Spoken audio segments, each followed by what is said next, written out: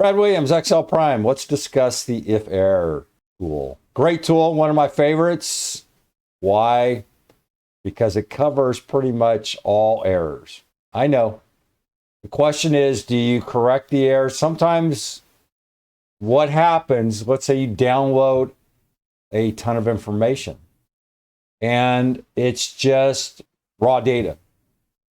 You don't have the resources to correct that data. It's just a database from a third-party source. Let's say you're an analyst and you're pulling up historical data on, let's say, return on equity from 4,000 companies.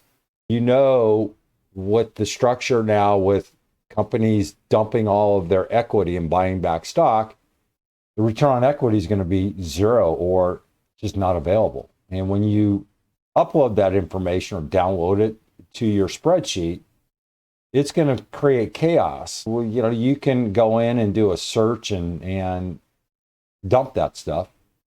But you can also use the if error. Let's say you need the average of the return on equity. Well, you're going to run into all kinds of problems with those errors. You can use the if error. You can incorporate it into a whole host of things. It's really straightforward. You just put whatever you want in between the quotes. All right. You can do this. Put whatever.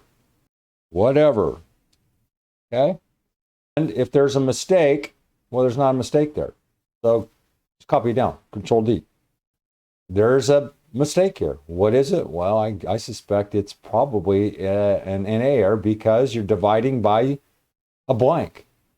Here's a great tool. There are other tools, not in this discussion, but like the is NA, not available. The is error, if error, okay.